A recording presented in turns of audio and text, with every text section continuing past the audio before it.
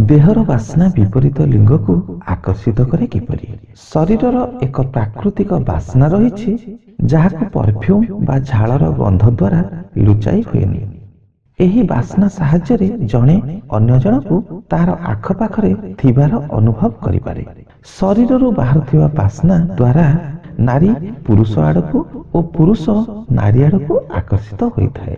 शरीररु बाहरुथिबा बास्ना विपरीत लिंग प्रति आकर्षित कराइबा सहित आखपाखरे तार महजुती को अनुभव कराइपारे। एक रिसर्च रु जना जाइछि जे पुरुषर झाड़े एंड्रोटेड्रिनान नामक केमिकाल और महिला परिस्रा एस्ट्रोटेट्रेनाल नामक केमिकाल विपरीत लिंग को आकर्षित करिबारे साहाय्य करिथाए। यौवन समय जीवक शरीर एपरी केमिकाल बाहरी थाए जहा यौवन सरीगला परे आउ तैयारी हुए नहीं, जहा फल विपरीत लिंग प्रति आकर्षण धीरे धीरे कमी जाए। गोटे पुरुष नारी शरीर बास्ना और गोटे नारी पुरुष शरीर बास्ना को अनुभव करी ताड़ को आकर्षित हेबार मुख्य उत्स हेउछि ए केमिकाल। पुरुष और नारी शरीर रे ए केमिकाल रहिथिबारु शरीर रे अतिरिक्त ऊर्जा उत्साह उद्दीपना सहित केतेक शारीरिक प्रक्रिया को बढ़ाइबारे साहाय्य करिथाए। मनुष व्यतीत अन्य जीवक देहरे मध्य विपरीत लिंग को आकर्षित करबा पई एभली प्रक्रिया रहिछि।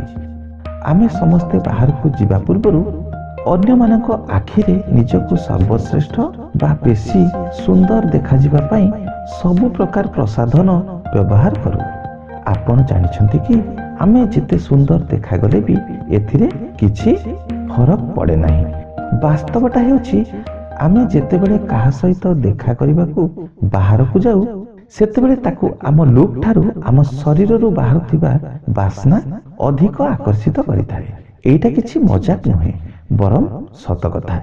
उदाहरण स्वरूप गोटे सुंदर झियो आम पाख देई चाली जिबा बेले ता शरीररु बास्ना बदल रे जदि उत्कट गंध बाहरु थाए तेबे ता प्रति आमको कौन फील हेबो?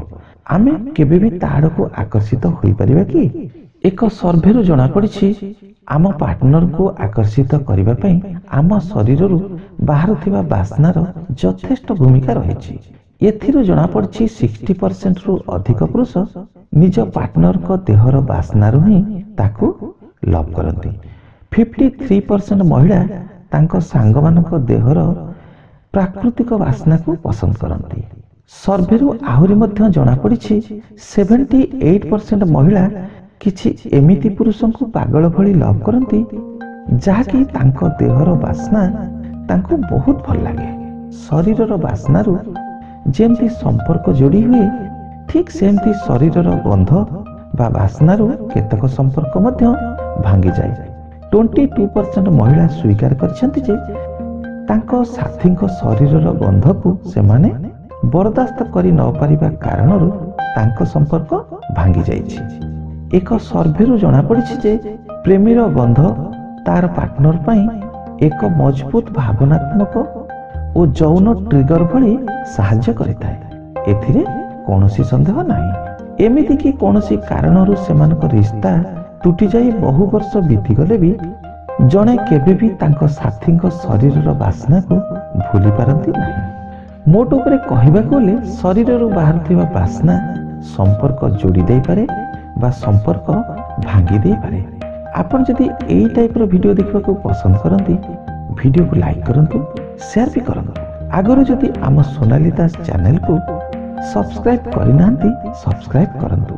नुआ वीडियो प्रथमे पाइबा पई नोटिफिकेशन बेल आइकन भी टच करी ऑन करी दियंतु। पुणी देखा हबो नुआ टॉपिक सहित। एबे विदाय दियंतु। नमस्कार।